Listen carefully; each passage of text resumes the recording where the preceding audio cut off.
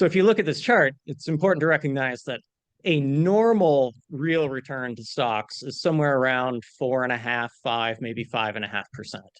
So you're getting paid better than that for owning value stocks outside of the US for sure. The other thing to note about this chart, as it says on the left-hand side, is these are real return forecasts, and they're also in local currency. Now, since the US dollar looks quite expensive, that tends to be a tailwind for US investors who are owners of non-US assets. So we think the expected returns from these blue bars should be augmented by an expected currency return that pushes some of these 6 or 7.5% returns up closer into the high single digits, low double digits.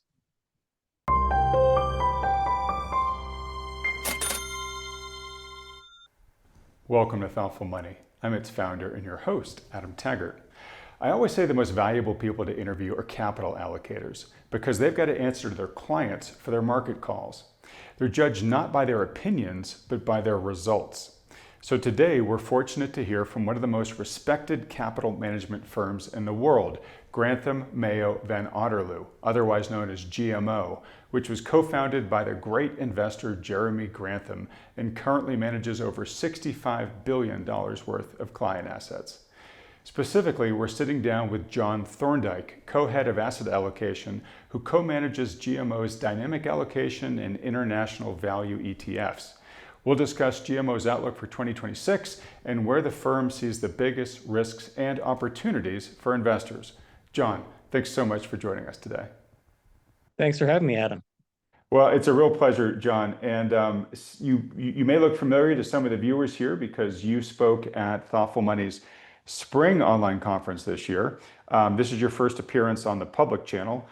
So very excited for that. And we have a lot of people who are huge fans of your co-founder there, Jeremey Grantham, and very interested to hear what his firm is thinking these days. And we got a lot of great feedback when you appeared on the conference early in the year. So I know folks are going to be excited to have you back, at least those who've seen you before. Really quick, before we dive into the discussion, I just want to give a little caveat. As a lot of my audience who follows me on the social media knows, I'm on day 5 of a 5-day fast right now, and I actually feel fine. But if I start slurring or pass out or anything like that, don't take it personally, John. Sounds good. That's quite a feat. Okay. It's a quick way to get a lot of undue respect from a lot of people is to tell them that you're doing a fast. It really isn't as crazy as it sounds, but to a lot of people, they're just like, I cannot believe you're doing that. And trust me, I enjoy all the kind words and praise, but I feel like I deserve almost none of it. But enough of that. So look, a lot to talk about with you, John. As I mentioned, several times already, your firm is just highly respected. So why don't we just start with this? What is and taking into your answer kind of what you know of GMO's perspective as well, what is your current assessment of the global economy and financial markets? I'd say on the economy, in a word, uncertain. I mean, we have been living in highly uncertain times. That continues today. We don't know where policy is headed. We don't know how many parts of the economy are reacting to changes in the labor force, changes in tariff policy, changes in immigration enforcement, what may be coming from the Supreme Court on tariffs. So many uncertainties that as financial market investors, we continue to do what we've always done within the GMO asset allocation team, which is let valuations be the guide to us of where the best opportunities are and where the most worrisome risks are in markets. And there, I'd say in terms of financial markets, probably the word would be dispersion. There are some parts of the markets that to us look quite risky and worth staying away from. And there's certain parts that are worth leaning into. So we can go back and talk about how today's environment compares to other periods in time that have been interesting inflection points in markets and maybe compare and contrast some of those. But today very much feels like an environment where there's a lot worth doing and some parts of the markets that are definitely worth avoiding. Okay. Well, why don't we just go right there? So if history rhymes, what is this current cycle making you think of in terms of past periods? Well, I know it's quite a analogy to draw, but probably the closest time period that this feels like to us is the tech bubble around 2000. If you think about that market environment, obviously there were some very frothy parts, the TMT sector at the time. But the thing about 2000, there were a lot of great investment opportunities. You could buy REITs at high yields. You could buy old industrial companies at attractive valuations. You could buy small caps. You could buy non-US stocks. You just had to avoid the, internet darlings. And today feels a lot like that as well. We think you get paid well for owning stocks outside the US. We think there's some value stocks within the US that can pay you all right. The fixed income market in terms of interest rate duration certainly has some risks associated with it, but you're getting paid okay. Credit might be another place that we would stay away from. We can talk more about that. But if you contrast that to the other more bubbly times that we've lived through over the past 20, 25 years, 2008 was an entirely different bubble-like environment. That was an environment where one thing that we look at is what we call the risk curve. So we look at different asset classes and assess our forecasts against the risk or the volatility of that asset class. And in 2008, the slope of the line of best fit of those forecasts was negative. If you took more risk, you expected to earn less return. So the right thing to do in 2008 clearly was just go and hide. Like we went and hid in quality stocks and in safe fixed income, cash, treasuries, those sorts of things. That's not the environment today. The environment today, you still get paid for taking risk. You just need to avoid US large cap growth. So today doesn't look like 2008. It also doesn't look like 2021. 2021 was an environment where expected returns everywhere were very low, right? You were getting paid next to nothing, negative real yields for owning treasuries. You were getting paid very little for owning risk assets, especially outside of emerging markets. So in 2021, basically anything with duration looked expensive. And the thing to do back then was hide, and we thought liquid alternatives. We had 60% of our portfolio in liquid alternatives back then. So, the market does get over enthusiastic about different themes from time to time, but history isn't always analogous to the last time we had a bubble. We think this one looks a lot more like what we faced in 2000 than it does in 2008 or 2021. All right. So would it be fair to say that unlike 2008, which was a bubble, which was just go and hide, unlike 2021, which you could say was sort of a valuation extreme as well, where there just really weren't any really good opportunities, so you hung out in T-bills or liquid alternatives. Would you want to call this one like a demi bubble or a half bubble, where it's like some parts too overvalued you don't want to go touch, but good opportunities in some other areas? Yeah, I'd say maybe it's a concentrated bubble or a focused bubble, right? It is really anything associated with AI today looks like it has a lot of enthusiasm priced in, let's put it that way. But the further that you venture away from that theme, we think that you can earn attractive, even high double-digit returns from some non-US value stocks. And that's just markedly different than the environment looked like in 2021. Okay. It's John, as you're talking here, I'm just going to pull up a chart from one of GMO's recent reports here, which is showing the 7-year asset class return forecasts. yes. So this does sort of track well with what you just said, right? Which you said, you're seeing some parts of the market that you should lean into. And here it looks like, deep value, international deep value for sure, but US deep value as well.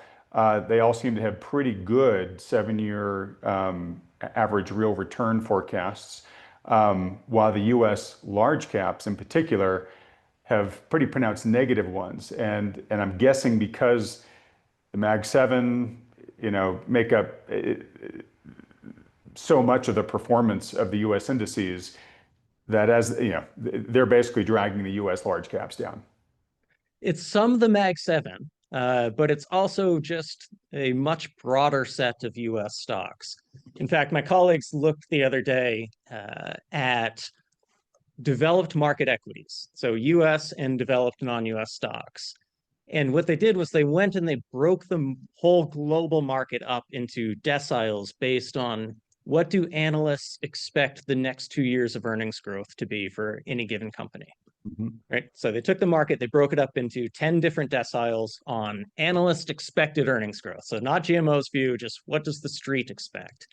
Each bucket has US stocks and it has non-US stocks. So fastest growers might have a DoorDash in the US, but would also have, say, a Spotify outside of the US.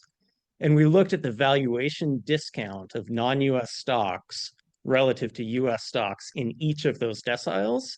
So basically comparing like to like expected growth. And you would generally find non-US stocks at 40, 50% discounts to the US counterparts, even ones that had same expected growth. So this isn't just about 7 stocks. Some of those 7 stocks look cheap to us. Some of them look quite expensive. But it's really about this priced in assumption about US exceptionalism that drives those forecasts for the US markets down. And it's completely lacking from non-US markets. So if you look at this chart, it's important to recognize that a normal real return to stocks is somewhere around 4.5%, 5%, maybe 5.5%. So you're getting paid better than that for owning value stocks outside of the US for sure. The other thing to note about this chart, as it says on the left-hand side, is these are real return forecasts, and they're also in local currency.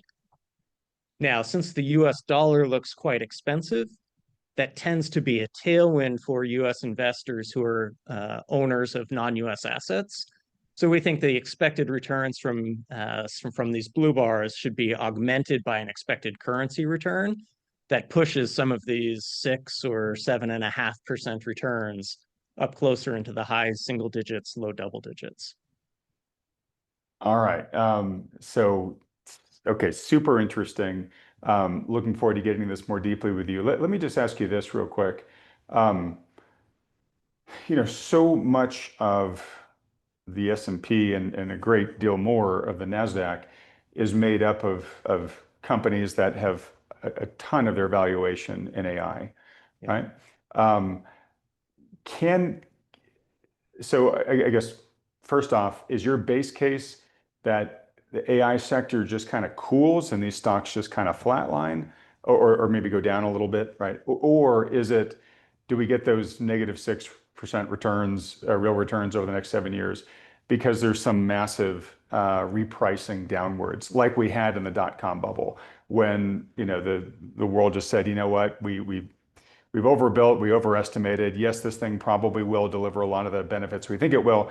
They're just going to take a lot longer to manifest. And if it's the latter, where you think it's more likely to be kind of a big correction, because these stocks make up such big percentages of the market, can they correct without kind of taking everything down with them, at least in the near term? So, the market doesn't tend to just move in a straight line as it figures these things out. Right? So, well, it may be the case, indeed, it probably will be the case that AI is a game-changing technology. Right? The internet in 2000 was a game-changing technology. We all do things now that we couldn't do 25 years ago. Undoubtedly. Right? So the thesis was ultimately right, just the pricing was insane. I think that today, the thesis is probably right, that we will all be using AI even more than we already are. But the expectations have probably run way ahead. And when those re-rate, I suspect you'll see, a more violent price reaction than even the fundamentals would necessarily warrant. And so you won't just see people re-rate these stocks down a little bit at a time. If you look at what happens to the market based on its starting valuation doesn't really tell you a lot about what's going to happen next month or next quarter. But it does tell you that when you start at a high valuation and stocks go up, they don't tend to go up by as much as they usually do. And when you start at a high valuation and stocks go down, they tend to go down by more than they usually do. So Hmm. high valuations, low expected returns, high expected risk. There's just a lot is already priced in. All Um, right, so we're going to talk in depth about why you like value and international stocks in just a moment. The reason why I asked that question was, let's say you convince viewers here during this discussion, okay, GMO is really onto something here. I want to start considering value stocks and international stocks. Is it the kind of thing where they should be, building positions now, or is it the kind of thing where they should say, well, let me wait for kind of this mania that's over to get played out in the AI space and let the market do whatever it's going to do, maybe sit in safety until then. And then once, the ripple effects of that begin to die out, then I'll go in and buy this stuff. In other words, I know these things are trading at much greater discounts relative to the AI stocks, but might it make sense, or is there a risk of buying into them now and then have them correct, maybe not 30, 40% like the AI stocks might, but 15, 20%. And maybe if I just waited, I could wait for all that carnage to end and then start buying in. Do you have a strong opinion one way or that? I know I'm asking you to kind of guesstimate a lot here. yeah, my opinion is that's really hard to do, right? That owning cheap stocks that end up trading cheaper hurts, right? Nobody likes looking at their account and seeing that you've taken a loss on a position. But you've bought it at a reasonable price, earning a reasonable earnings yield or dividend yield or buyback yield, whatever it is. And you continue to have the right to that cash flow stream, even if it's gotten priced down to a lower level. What's hard is if you think back to when the tech bubble broke in the US, uh, over periods where the US was coming down, emerging markets, which tended to be high beta stocks, actually made money over some of those periods of time, right? So the market has the ability to differentiate and say, this is a problem over here, and it's not a problem over here. Hmm. And so, well, some of the viewers might see that and think, oh, I'm going to wait for the correction and then I'm going to be the first one in. Well, there's a lot of smart people who will out there be trying to do the same thing at probably the same time. And maybe you'll beat them, maybe you're not. If you buy stocks today at reasonable valuations, when you come back and you look at your account 10 years from now, you're going to have made a decent return. Okay. So when you talk about reasonable valuations, are the value stocks and international stocks right now, are they reasonably valued on an absolute basis or just reasonably valued relative to the overpriced, stocks that we've been talking about? So value stocks outside of the US, we think are definitely priced at reasonable valuations in absolute terms, right? You saw those forecasts of 6 to 7% real, add a Yeah. couple points on for inflation, add a couple points on for the currency, and you're talking about earning low double digit returns on equities. Hmm. That's completely consistent with what equities have delivered historically. Value stocks in the US is a bit of a tougher absolute return argument. We think that there are some of them that are priced to deliver you a reasonable absolute return. They're a much better relative value trade, though, than they are an absolute value trade. Okay. Okay.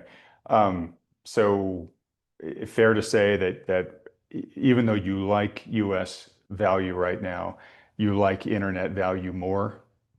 Yeah, so if you look at our multi-asset portfolios, we have significantly more money invested in non-US value stocks than we do in US value stocks. Okay. And you got to forgive me, I have not looked at the performance history of international value stocks prior to this interview. How have they done in recent years? So our international value strategy is up about 35% year to date. So it's kind That's of pretty good. startling. Yeah, it's kind of startling to see something that's up that much still look really cheap. It's one of the cool things about value is value doesn't need its discount to the market to shrink in order for it to perform well. Because what can happen is value recycles. I think we talked about this for your conference last time Yep. we spoke, is that, if I'm a value investor, some of my stocks end up doing better than expected. I sell them to you at a premium. I buy your disappointment stocks at a lower price, and I just keep churning things along. So we've had a bit of that in our performance where we still have a portfolio that's trading at a deep discount relative to the broad market, yet we've managed to deliver pretty good returns. Okay. Wow. That's super exciting. Well, so looking internationally right now, which countries slash regions interest you the most right now? We've done really well by the European banks. I think our portfolio of European financials this year is up something like 85%. That's a place where we've made some of the easy money, we think, and we're trimming back. But we like some of the Japanese industrial companies.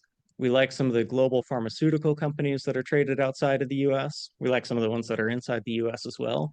I think pharma is a good example, though, of what we mean when we talk about value. Doesn't just mean a junky company that's trading at a very low price to book, Hmm. right? For us, value is you're trading at a steep discount to an intrinsic value of what your company is actually worth. And we think some of the pharma companies look lots of near-term risk around drug pricing, around insurance pricing, certainly here in the US.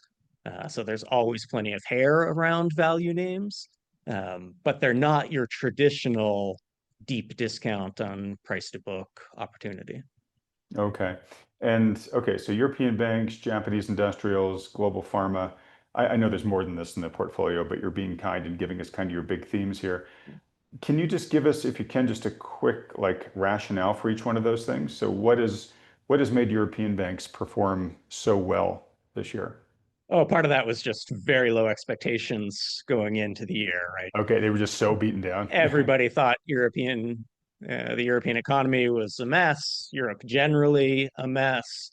Uh, Price to book was significantly below one for many of these companies. And what's changed, I think, is a thesis around, okay, if Europe is going to reindustrialize, if Europe is going to build out a defense sector, somebody's going to have to finance it. If Europe is going to be doing a little bit more fiscal, that's going to lead to more growth. And even these small changes on the margin, when you've got banks trading at significant discounts to tangible book, that can lead to pretty violent price moves upwards. Got it. Okay. How about with the Japanese industrials? The Japanese industrials, I think, have also benefited from some of thesis around supply chains moving away from a concentration in China, Hmm. have moved a bit from the defense theme as well. And then Japan has just generally caught a bid. We think it's a country that deserves to outperform from here as well. A lot going on the ground in terms of corporate reform, pressure from the stock exchange as well as the government in terms of getting rid of cross shareholdings, of better use of balance sheet. So there's some themes in Japan generally that I think have benefited some of those companies as well. All right. So sort of Japan cleaning up its act and benefiting from the move away from China. Is it the same with global pharma? Pharmaceuticals have been at one of the issues near the heart of the U.S.-China trade issues. Is this just China's business for pharma maybe going to some other countries? I think more there, uh, the theme is really about these are high quality businesses that have short term questions around them, where their history is generating a very good return on capital. And so we think that they uh, are high quality companies that are trading at around a market multiple and deserve to be trading a little bit higher than that. So Okay. they've performed okay. They haven't performed as well as the European banks or the Japanese industrials have, for example. So we think that's Hmm. still an opportunity of value there. Okay. Um, One more region, and then I'll get to a more thematic question. I didn't hear India from you yet. That was a country that had done kind of great over 2024 through a lot of 2025. Is that a place you're still interested in, or did that just get too overpriced? India has generally been one of the emerging markets that we've found expensive. So as we have found value to be particularly cheap, it's been one of the countries that we've been more underweight relative to overweight. Okay. And in your back to the chart that we showed a few minutes ago, um, you mentioned that a continuing to weaken dollar would be a tailwind to the returns for those countries, right? First off, do those real returns you had on there over the next 7 years, do they make an assumption about the direction of the dollar, or do they just say, hey, if the dollar sort of stays where it is, this is what we'll get, and then it could be better or worse based upon how the dollar performs? It's more the latter. So those are local forecasts. So they don't make an assumption about where the currency is going to go. What you've tend to find historically is that stocks that trade in countries with cheap currencies tend to get a tailwind for one of two reasons. Either the currency appreciates, moves sort of back towards fair value, and you get a benefit from that, Hmm. or the companies benefit from having a cost advantage. Right. So you either will tend to see faster earnings growth or a currency re-rating. And so when we do our forecasting in US dollar common currency space, we'll add a little bit above all of those blue bars that you showed on the chart for the dollar's current expensiveness or the cheapness of the other currencies. Okay. So what is GMO's expectation for the dollar from here? Does it expect it, and you can tell me whether it's easier to predict over the next 7 years or whether it's easier to predict over the next 7 months. To tell me what you guys are thinking. Yeah, we generally think it's a lot easier to predict over 7 years than 7 months. Hmm. And we think that the dollar continues to trade expensive relative to a basket of other currencies. So it's definitely come down, obviously, this year relative to where it was starting the year, Hmm. but it remains expensive. And when you add on to that, pressures around, we continue to see inflation running at a relatively high rate here, and have increased questions about what is the Federal Reserve willing or able to do in the context of that sustained inflation, but also a slowing economy. Um, uh, those can put pressure on the dollar as well. Okay. So sorry, but is that just saying over the next 7 years, you sort of expect a progressive weakening of the dollar versus other currencies? Yeah. Okay. Yeah. And since you mentioned it, what is your take on the Fed ending QT, having restarted a rate cutting cycle without inflation being down at their 2% target? Do you expect inflation to be sustained going forward then? I think it's I think it's hard to believe that they are really insistent on getting to 2% inflation if you look at their current actions. Now, is 2% a magic number that you have to get Right. to? Mhm. I'm not convinced that it is. What we tend to look at is, okay, let's just imagine that we're not in a world of 2% inflation, but we're in a world of 3% inflation. Well, if you've got treasuries trading at 4% at the 10-year, roughly 4 to 4.25, you're still getting 100 basis points over inflation, maybe a little bit more. That's okay. That's a reasonable return from, say, fixed income. If you get a recession, obviously inflation will come down, and there's room then for your bond yields to come down. So we think that treasuries, even if the Fed isn't targeting two, maybe it's targeting 2.5, but won't say it, you can still do okay with treasury bonds. Okay, let me ask you this. So, uh, you mentioned slowing economy, and there has been data throughout 2025 to suggest that the economy is continuing to slow. Now, granted, we've been flying a little bit blind in Yeah. recent weeks because of the government shutdown. Um, you also mentioned that your word for the economy was uncertainty, right, or uncertain, right? And I agree with that, though I think we now have more clarity on exactly what policies the administration, certainly more clarity than when you and I talked last back in, March. A lot more clarity on exactly which policies of the administration are going to be A, put forth, and B, like approved and get underway. And a number of them are now, right? So we've had the tariffs. Still TBD exactly what their long-term impact's going to be, but we know that it hasn't brought inflation back to 5 plus like a lot of people were fearing.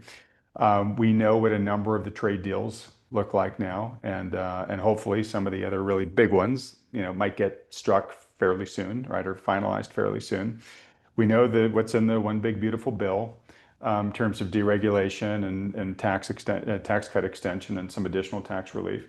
So, we do have some more clarity. And if I'm sure if we had Treasury Secretary Dissent in this conversation, he would say, "Get ready, guys.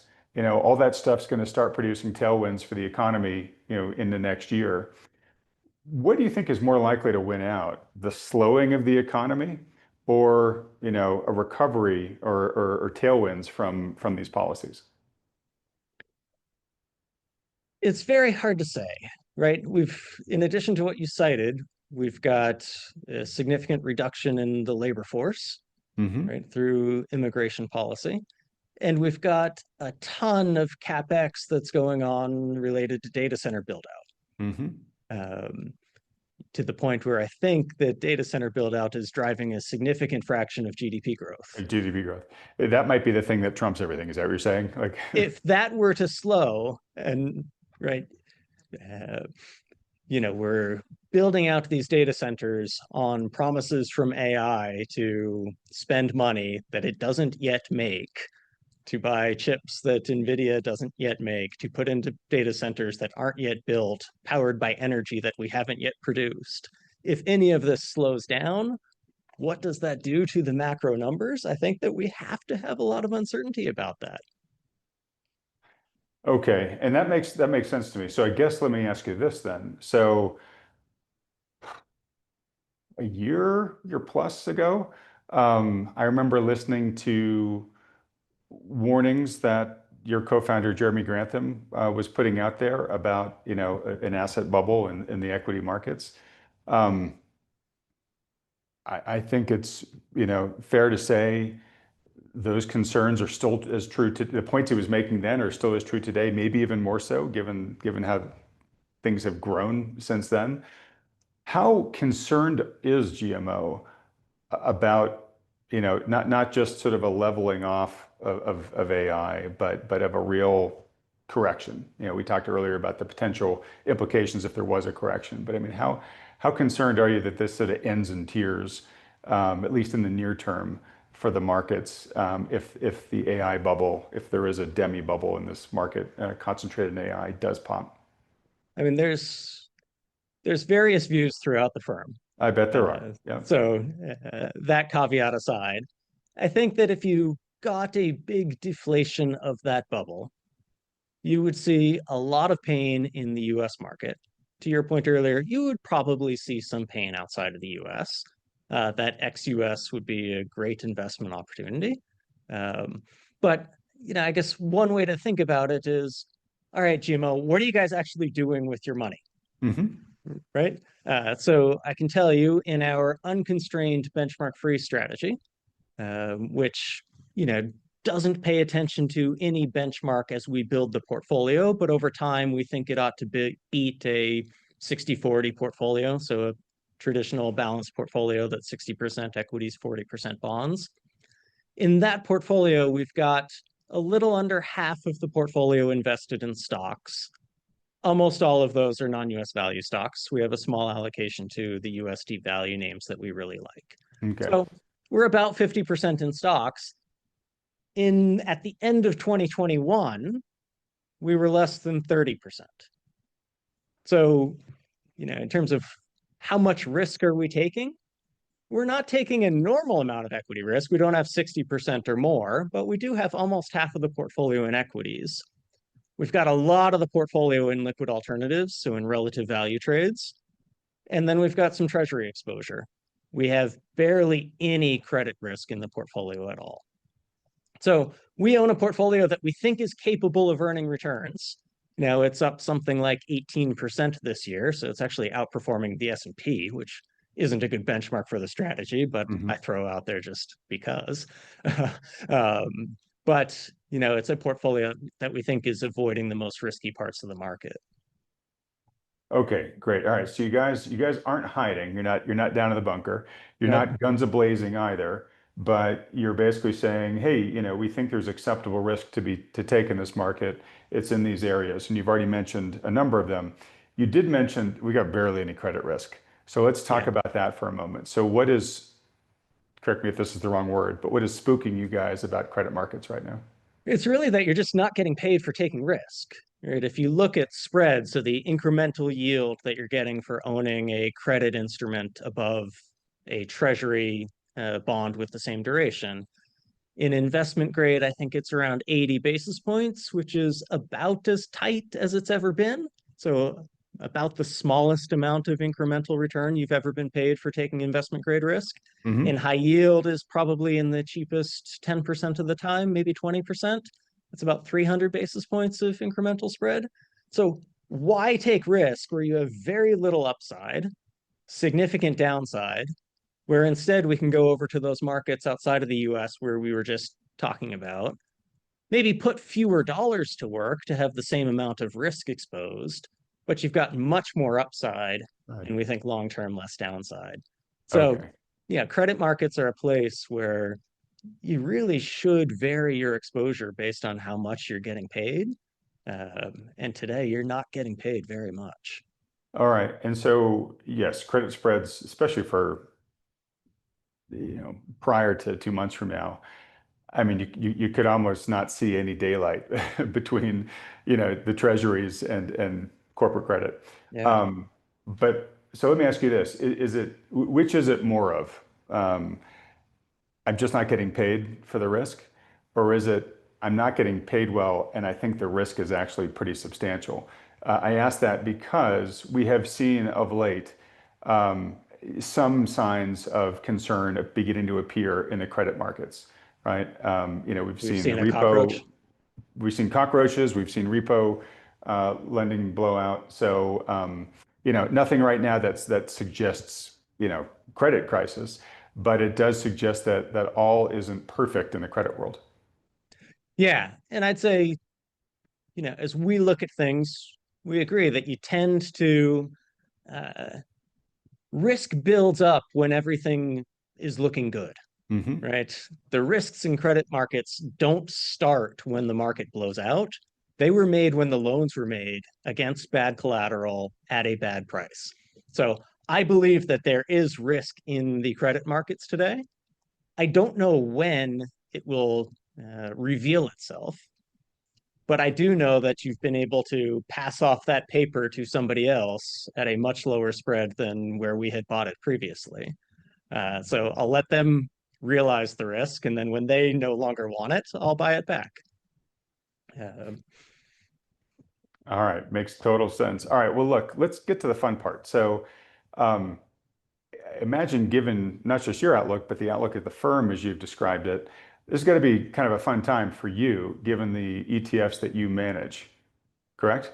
yeah, This is absolutely. kind of where the firm's, excitement is for the next 7 years. Yeah, we're excited about the ETFs, and in particular, I'm excited about the ETF that we just launched last month, which is called the GMO Dynamic Allocation Fund. So it launched on the New York Stock Exchange, ticker GMOD. And that strategy we set up as a multi-asset ETF of ETFs.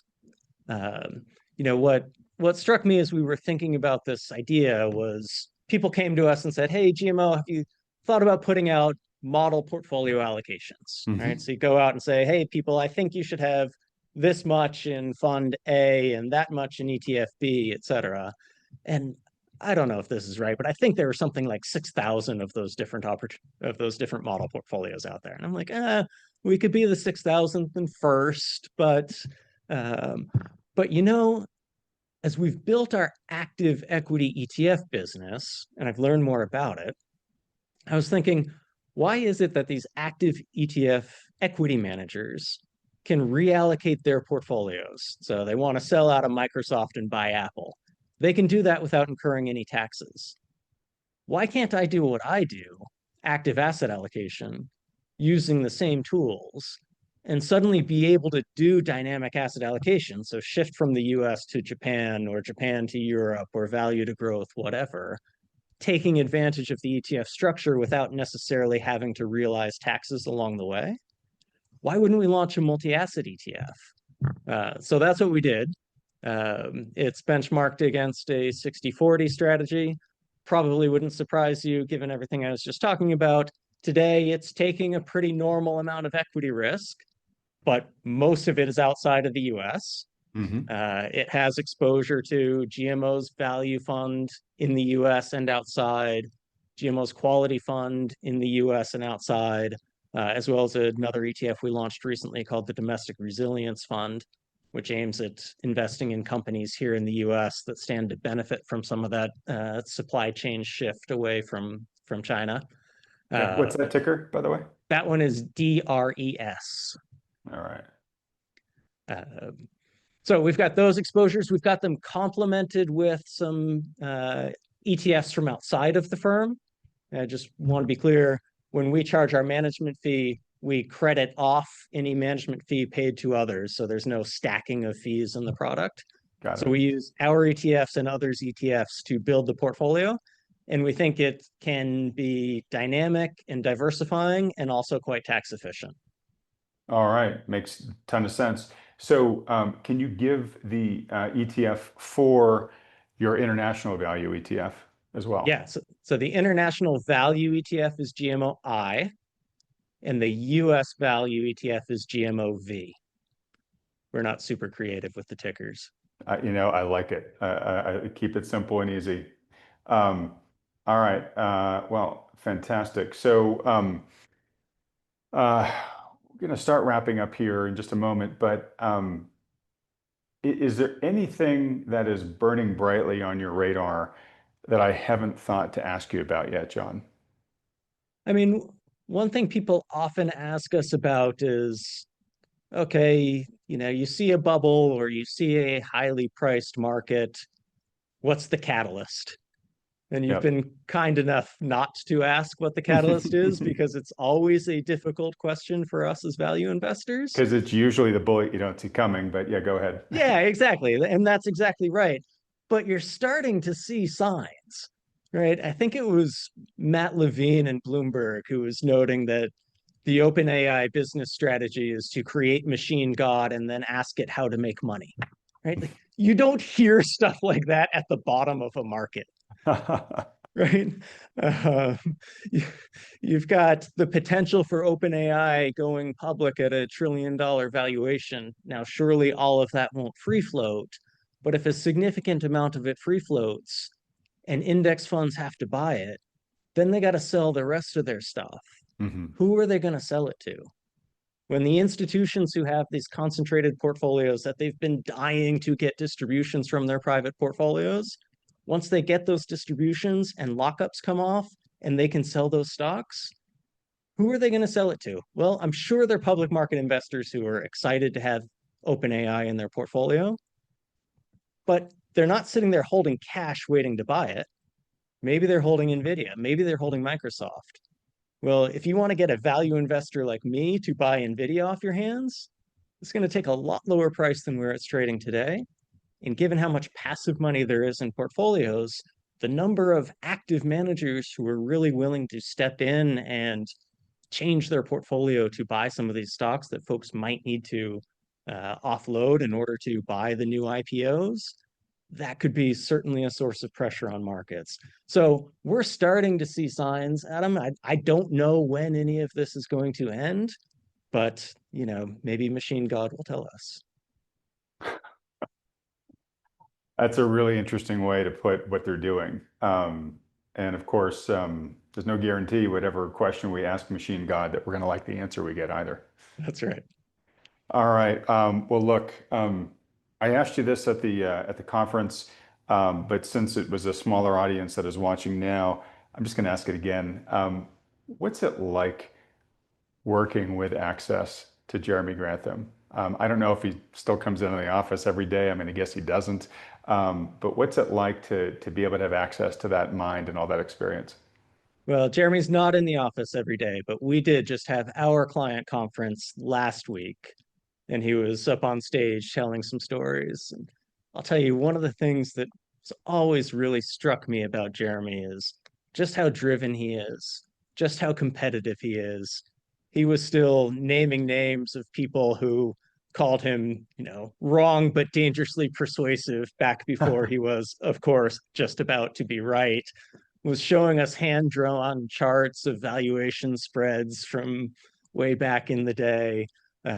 Just really independent minded, really driven, funny.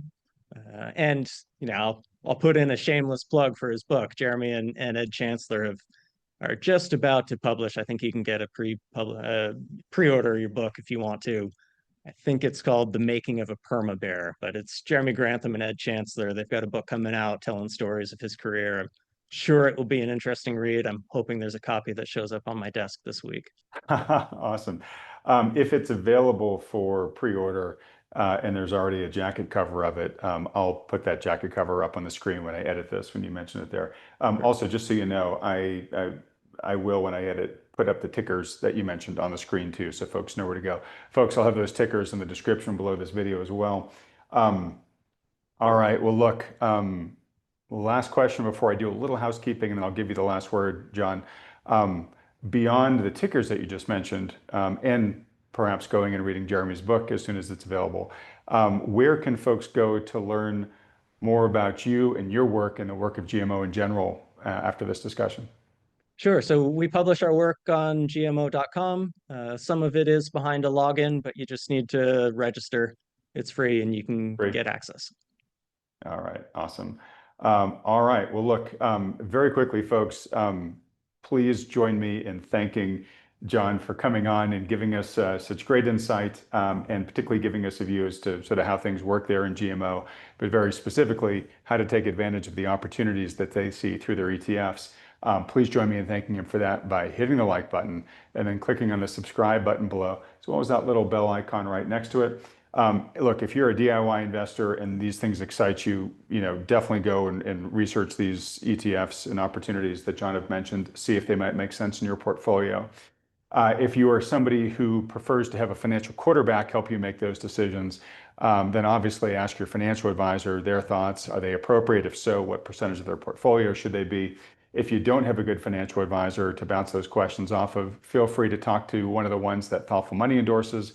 These are the firms you see with me on this channel week in and week out. To do that, just fill out the very short form at thoughtfulmoney.com. Only takes you a couple seconds to fill out the form. These discussions with these firms are absolutely free.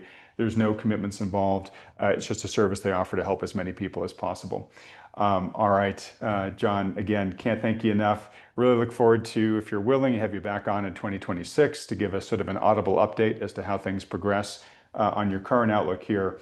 Last question for you is, we do have professional investors that watch this channel, but most are just, regular people, many of whom who have worked hard or are working hard to build wealth to provide for their family's future.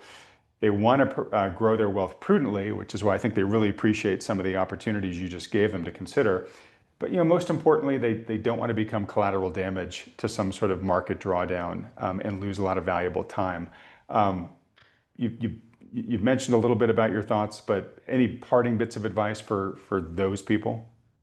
Probably the one that I'd repeat is just this notion that the higher the price of an asset, the lower the expected returns and the higher the risk. So be careful getting swept up in a lot of enthusiasm.